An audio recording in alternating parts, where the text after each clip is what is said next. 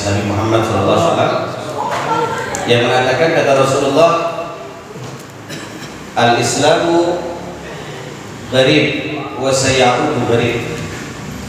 Islam itu datang dengan asing, dan suatu saat Islam itu akan kembali asing. Ya, ini agama Islam, agama kita nih sudah dianggap asing sama orang Islam sendiri. Agama Islam sudah dianggap asing oleh penganutnya sendiri. Kalau orang di luar Islam sih nganggap Islam asing, masa bodoh gitu. Nggak pusing.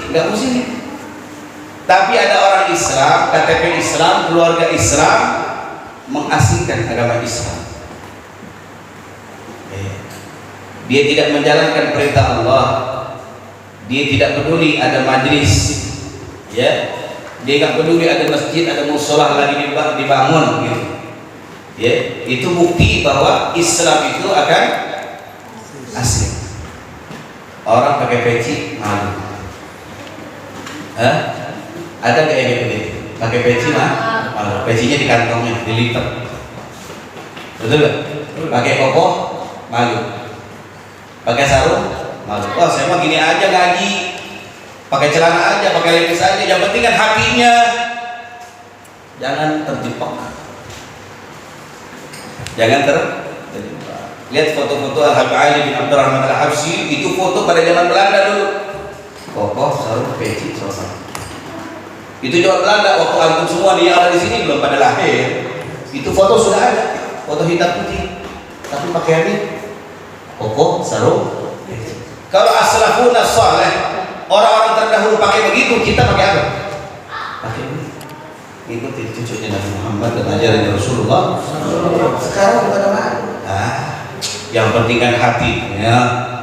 Orang kan nggak lihat pakaiannya betul, akan tetapi pakaian itu identik dengan isi hati kita. Pakaian itu bisa jadi rem buat kita. Kalau kita ini cari muka sama manusia, kenapa kita nggak cari muka sama Allah? Saat kita ke undangan, saat kita jumpa lurah, saat kita jumpa big boss, pakaian kita rapi, wangi, bersih habis mandi. Bagaimana saat kita menghadap Allah Subhanahu wa Ta'ala? Ente kalau mau cari muka sama Allah. Pakai pakaian ente yang paling terbaik dan terbagus, bahkan terwangi sekalipun. Pakai, kenapa? Jangan ngadap Allah pakai kaos oblong, bolong lagi kepeknya. Piye iki? Asal-asalan. Ngadap Allah asal-asalan. Nggak bisa, nggak boleh.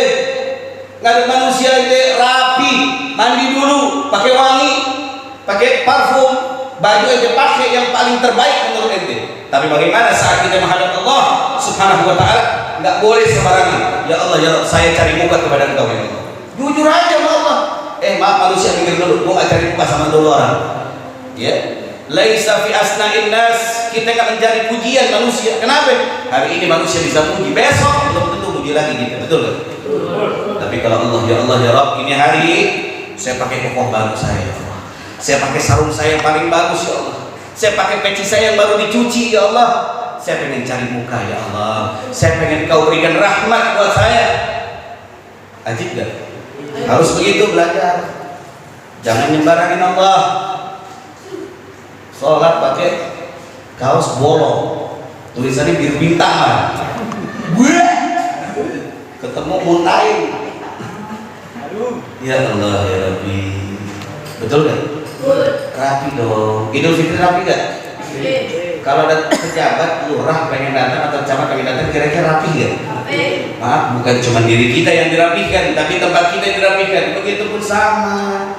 Saat kita sholat, kita rapihin. Kita punya rumah, kita bakar gaharu biar wangi.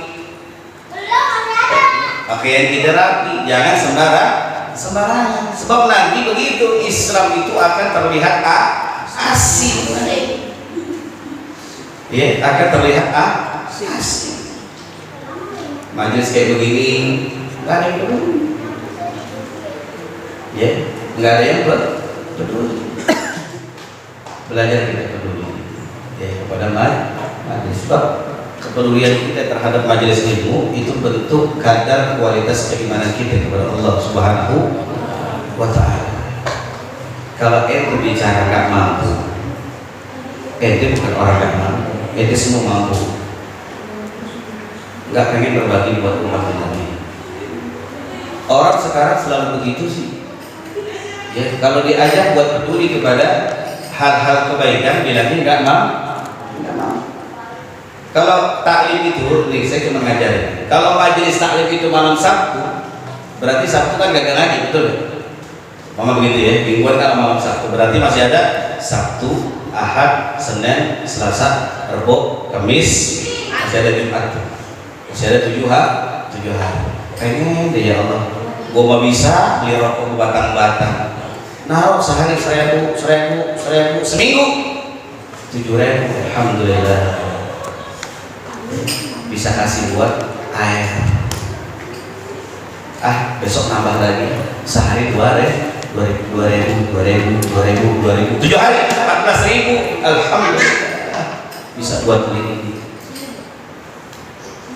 Niatin dalam hati, ya, niatkan dalam hati.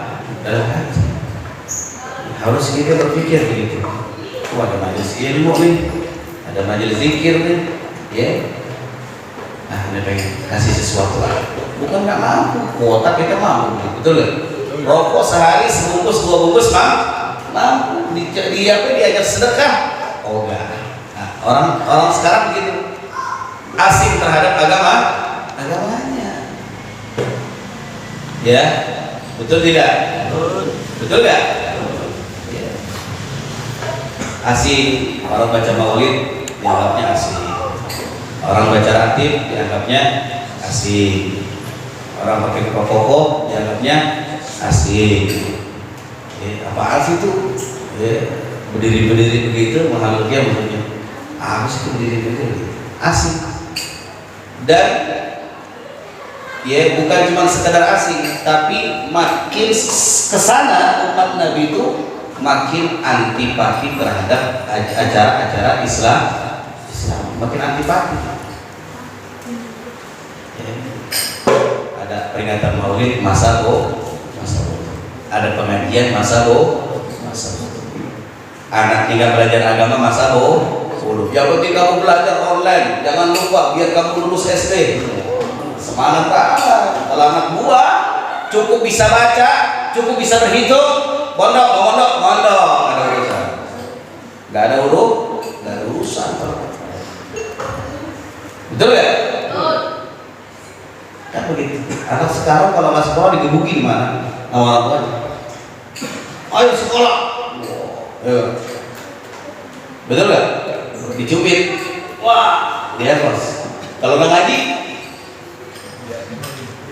nggak ngaji loh. Enggak mak. Oh, udah. Nggak penting ngaji lo. Karena di kubur lo bakal ditanya matematika sama malaikat, bukan?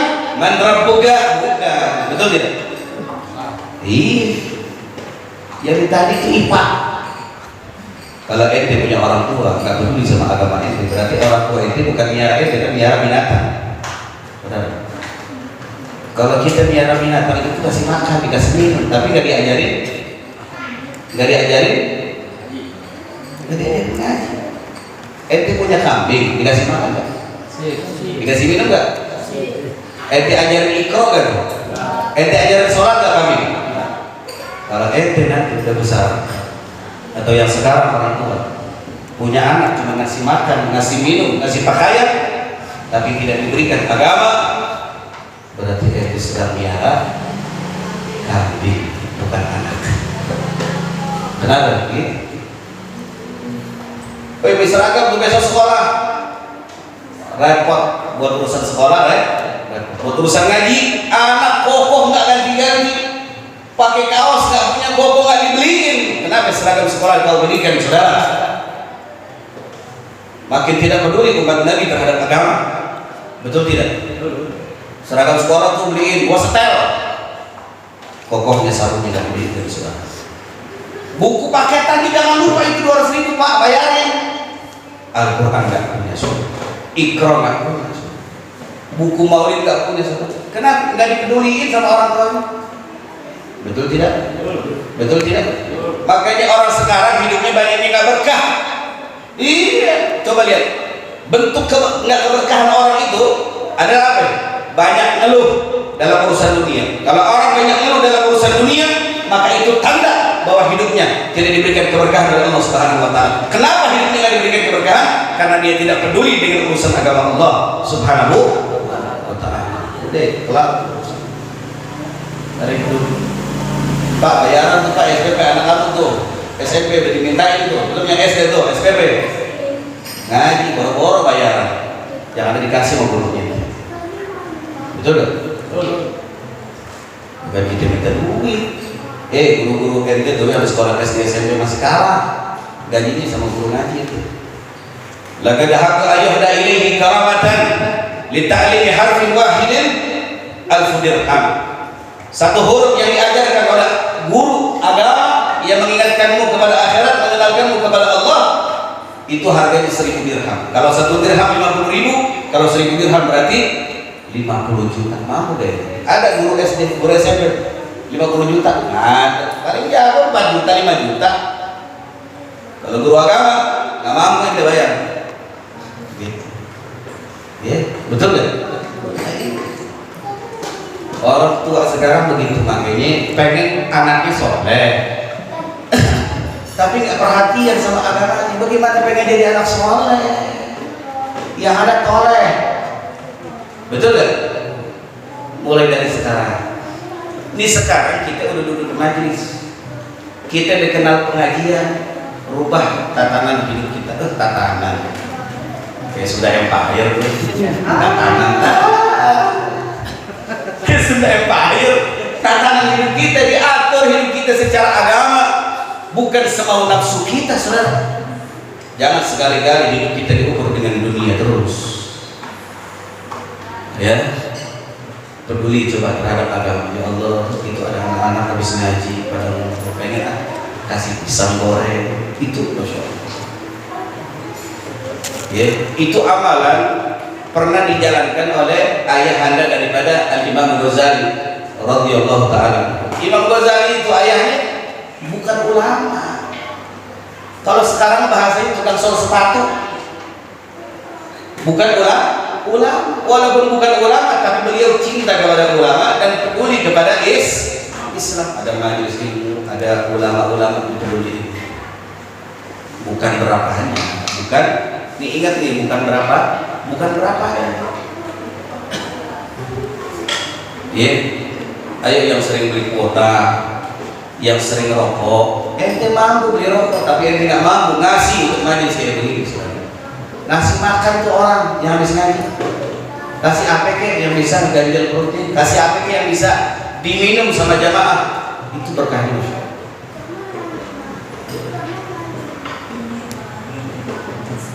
Itu ya, insya Allah istiqomahin, kasih air, kasih ini,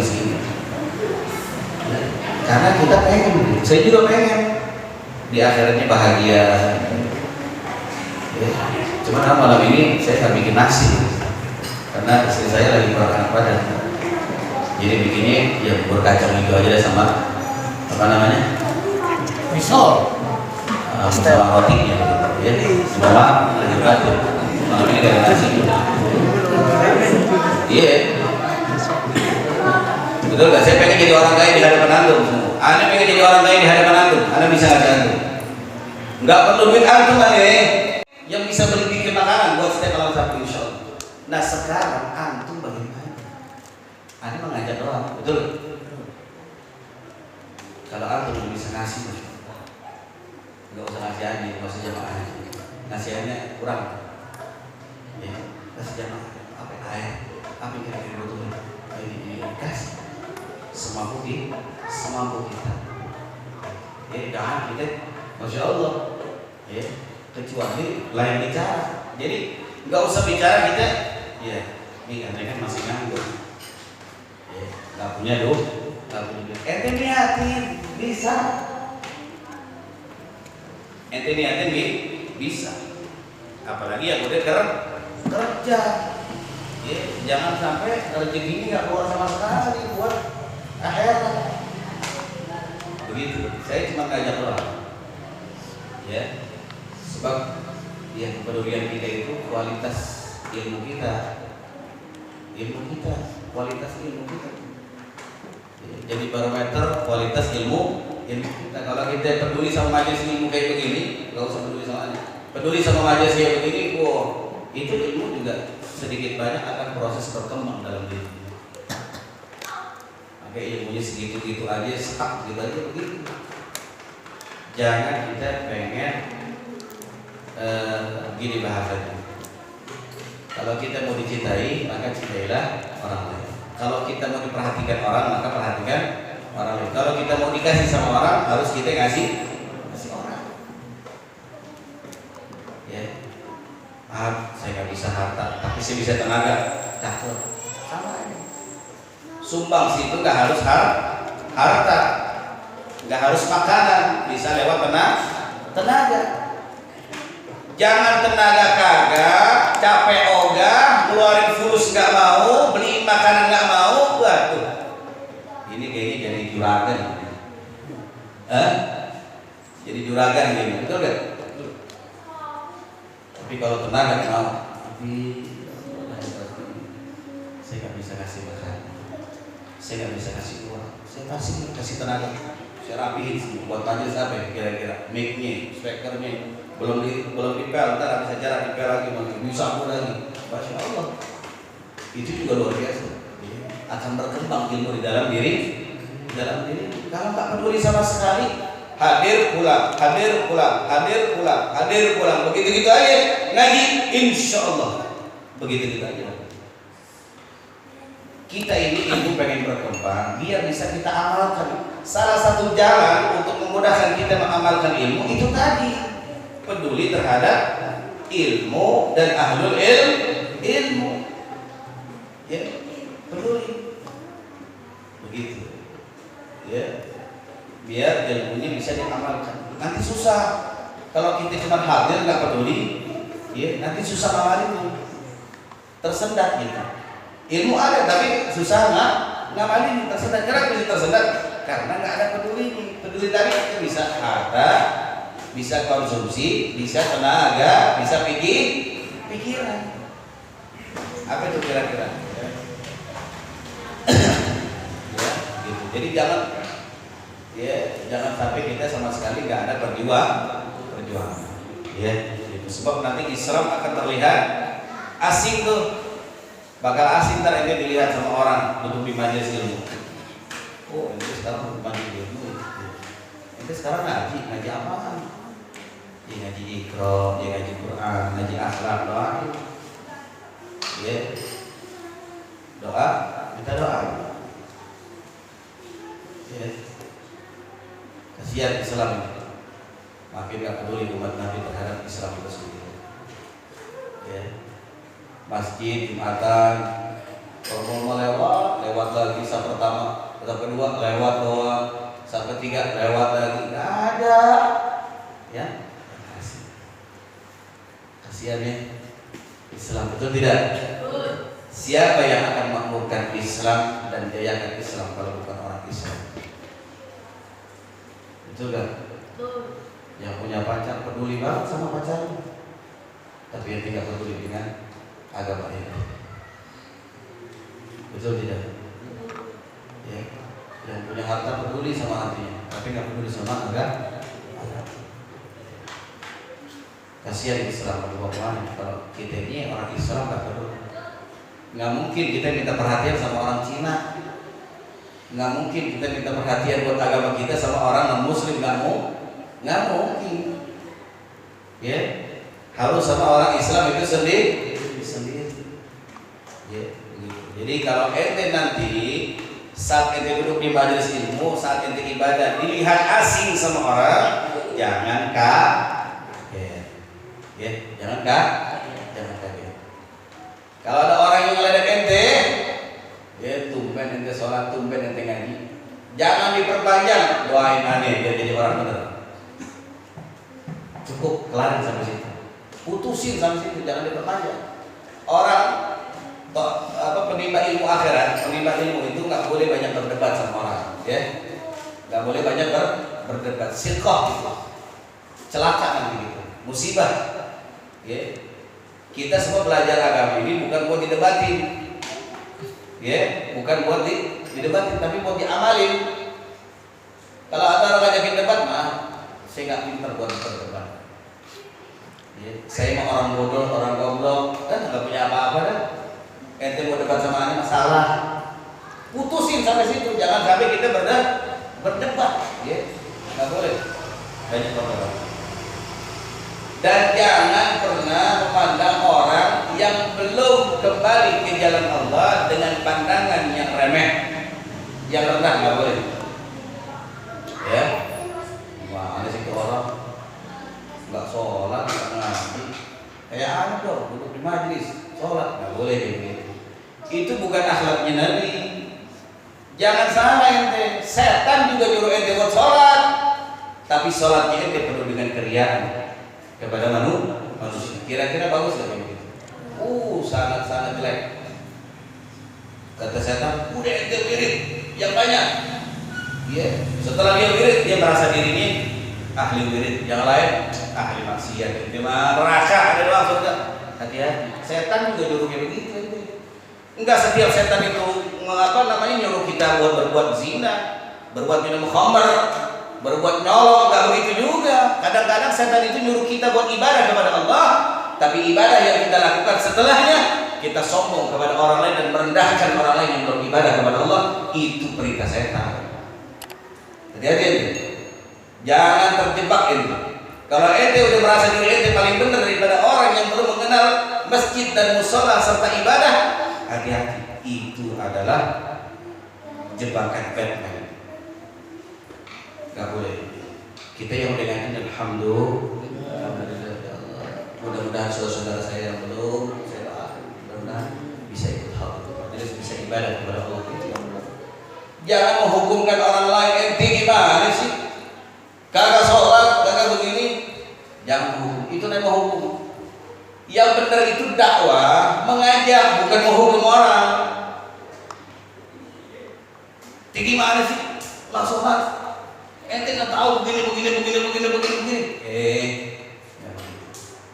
Yuk kita sholat. Insya Allah nikmat sholat.